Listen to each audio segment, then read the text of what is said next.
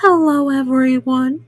My name is Momma Bunny, and I'm so happy to see you here back at the burrow. And to all of our new friends, hello. It's so nice to meet you. How was your day? I hope it went well. And now that you're here, my day's gotten even better. For tonight's story, I found a Cinderella story that I hope you all will love as much as I do. But we can't have our Cinderella story unless we're all comfy cozy. So make sure you're wearing something comfy. And don't forget to bring your favorite stuffy. I think they're gonna want to hear the story too, and don't you? Well then, are we all comfy? Let's get started. Shall we? Tonight's story is Cinderella, a perfect wedding. Cinderella's dreams were coming true at last.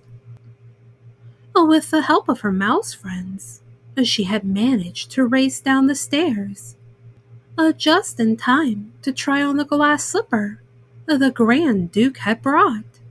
It proved that she was the girl the prince had met and fallen in love with at the royal ball. And now, she and the prince were going to be married, and their brand new life together would soon begin.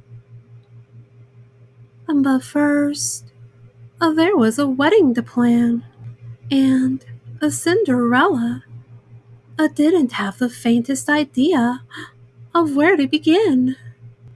Prudence, who ran the castle household for the king, was happy to take charge.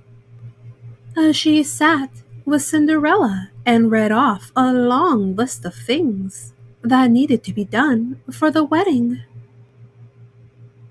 "Excuse me," Cinderella said when Prudence paused for a moment. "But couldn't the prince and I have a simple wedding?" Prudence frowned. "Cinderella, now that you are going to be a princess, you need to start thinking like one. This should be the grandest wedding the kingdom has ever seen." Later on, the royal dressmaker arrived with several wedding gowns. The first gown Cinderella tried on was covered with bows and sashes, and a huge skirt. "The guests will mistake me for a present," she cried. "You look just like a princess," Prudence said. But Cinderella thought the dress was too fussy. "Do you think you could design something plainer?" she asked. "A plain and princess do not go together," Prudence said. The next day, Prudence and Cinderella visited the royal florist. He presented them with a bouquet of roses, which was so big it looked more like a bush. "Do you have something a bit smaller?" Cinderella asked. "It's perfect," Prudence said. "You just have to know how to carry it." She grabbed the flowers, and a bee flew out. "Buzz, buzz." Prudence screamed, and the bee stung her. Then she screamed even louder. That afternoon, the mice found Cinderella all by herself in the garden. "Where's Bossy Lady?" Asked Gus. Poor Prudence. replied Cinderella. She got quite a nasty bee sting. The royal physician says she has to stay in bed for the rest of the day. But what about the wedding plans? Jacques asked. I'll just have to take care of them myself, Cinderella declared. Look at the size of this list. What do you think I should do first? Who's a coming, Cinderella? Wondered Jock. The guest list. Good idea, Jock. Let's see. Well, of course, all of you are invited.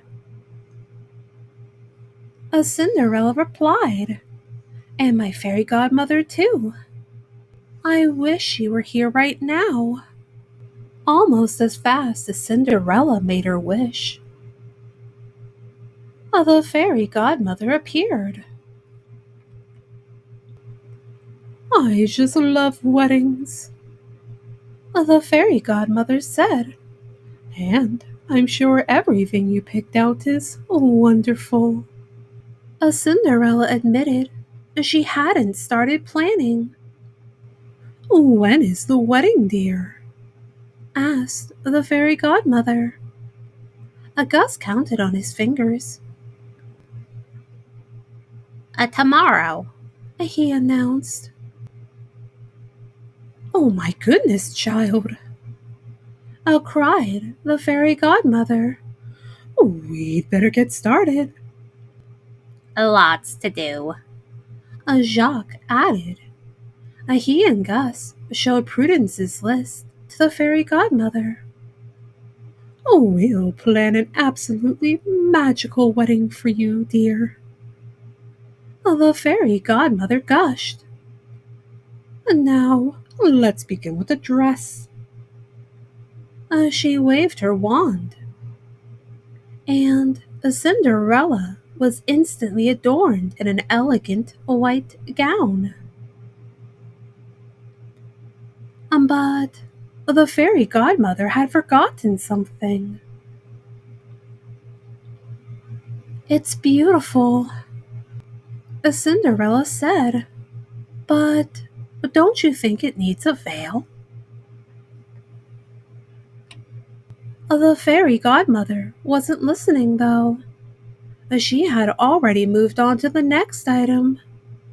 Invitations, she declared, in the blink of an eye. Of thousands of lovely cards sat in stacks around the room. Now, we shall prepare the feast and make the cake, the fairy godmother announced. Cinderella changed back into her blue dress and followed the fairy godmother to the royal kitchen. Meanwhile, three of the mice lifted some scissors and cut a small piece of fabric from underneath Cinderella's wedding gown.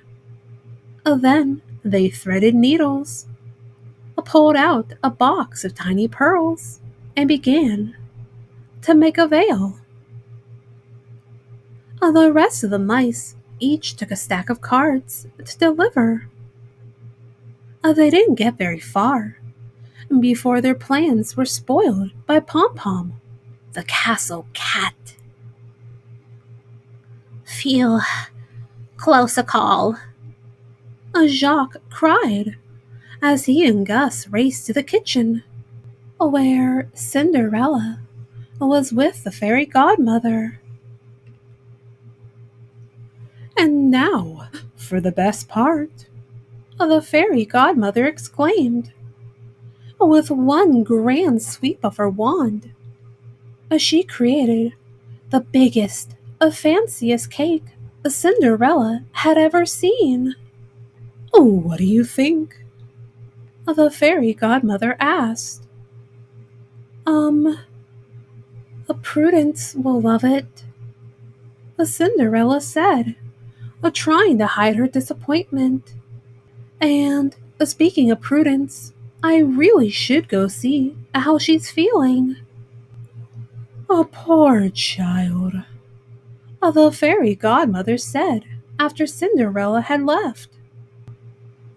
I think all of these wedding plans are too much for her. Jacques and Gus tugged at the fairy godmother's sleeve. A Cinderella, like smaller things. Jacques told her. Gus pointed proudly to himself. Like mice. All at once, the fairy godmother understood why Cinderella hadn't been thrilled. The fairy godmother went to Cinderella's room a little later. I'm afraid I may have gotten a bit carried away, my dear, she confessed. Now tell me, what would the wedding of your dreams be like? After listening to Cinderella, the fairy godmother began to perform her magic.